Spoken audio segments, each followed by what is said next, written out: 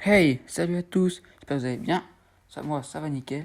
On se retrouve aujourd'hui pour une nouvelle vidéo sur un top 6 des films d'animation que j'ai bien aimé. Donc, il y aura des anciens films et des nouveaux films qui sont sortis il n'y a pas très longtemps au cinéma. Mais à cause du coronavirus, du coup, tout est fermé. Donc, j'en ai quand même mis deux qu'il faut voir en VOD pour qu'ils puissent quand même être connus et qui puisse gagner de l'argent. Voilà. Donc du coup, on va tout de suite commencer avec le premier film. Donc c'est parti. Donc du coup, on commence avec Wonderland, le royaume sans pluie. C'est un film de Keiichi Hara. Il dure 1h55. Vous pouvez le trouver sur MyTF1 VOD, Canal VOD et Orange. Donc le synopsis, c'est que Akane est une jeune fille rêveuse qui s'ennuie dans sa petite ville. La veille de son anniversaire, elle se rend chez sa tante antiquaire pour récupérer son cadeau. Dans l'étrange bric-à-brac de la boutique, elle pose sa main sur une pierre magique et un passage secret s'ouvre d'où surgit Hippocrate, un alchimiste venu d'un autre monde. Donc c'est fantastique. Bon, en général, les films japonais sont fantastiques. C'est beau, c'est coloré. Ça donne envie d'aller vivre dans le pays où ils sont. Franchement, pour vous détendre, je vous conseille de regarder le film. Et il faut le regarder en VO. Parce que de toute façon, c'est mieux en VO. Ça, tout le monde le sait. Donc on passe au prochain film. C'est parti.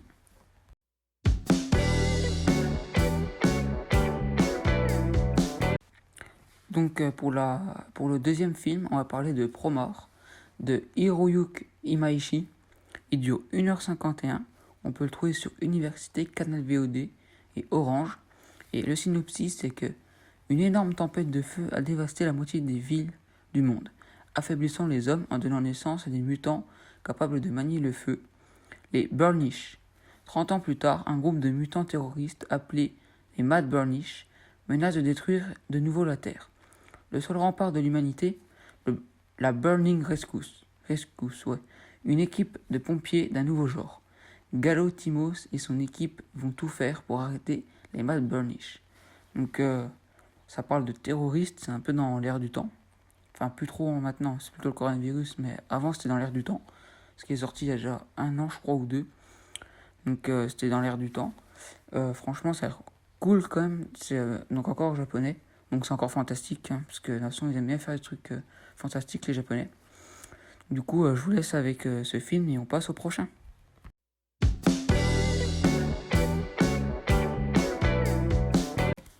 Alors, pour le troisième film, on va parler de Bunel après l'âge d'or.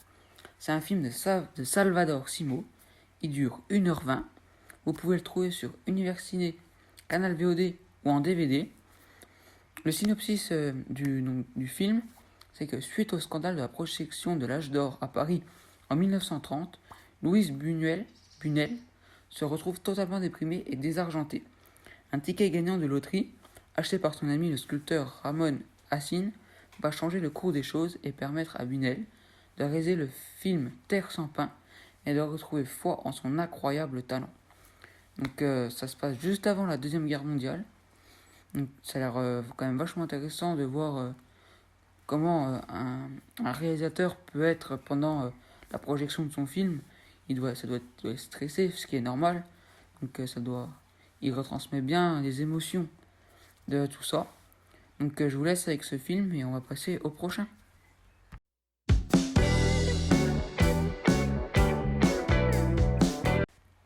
Pour le quatrième film, on va parler des Enfants de la mer. C'est un film de Ayumu Watanabe. Il dure 1h51. On peut le trouver sur MyTF1 VOD, Canal VOD et Orange. Le synopsis, c'est que Ruka, jeune lycéenne, vit avec sa mère. Elle se consacre à sa passion, le handball. Hélas, elle se fait injustement exclure de son équipe le premier jour des vacances. Furieuse, elle décide de rendre visite à son père, à l'aquarium où il travaille. Elle y rencontre Umi, qui semble avoir le don de communiquer avec les animaux marins. Ruka est fascinée. Un soir, des événements surnaturels se produisent. Donc c'est encore un film japonais, donc c'est encore surnaturel. Il est beau au niveau des couleurs, assez bleuté, va dire quand c'est dans l'aquarium. Donc je vous laisse avec le film et on passe au prochain.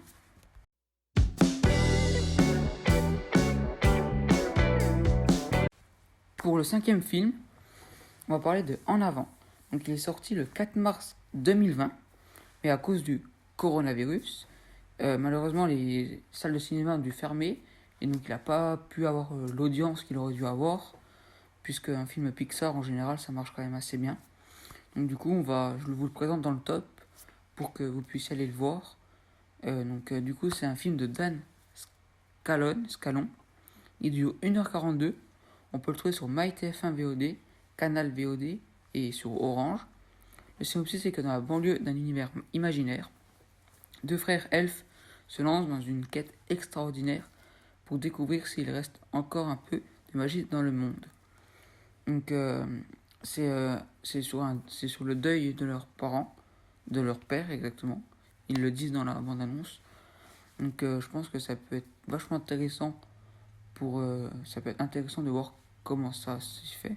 Puis en général, les Disney Pixar sont quand même assez bien. Donc du coup, on passe directement au prochain film.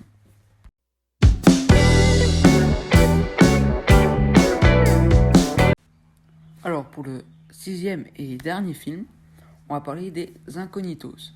C'est de Nick Bruno et de Troy Kwan. Il dure 1h40. On peut le trouver sur MyTF1 VOD, Canal VOD et Orange. Le synopsis du film: le super espion Lance Sterling et le scientifique Walter Beckett ont des personnalités radicalement opposées. Lance est relax, cool et il a du style.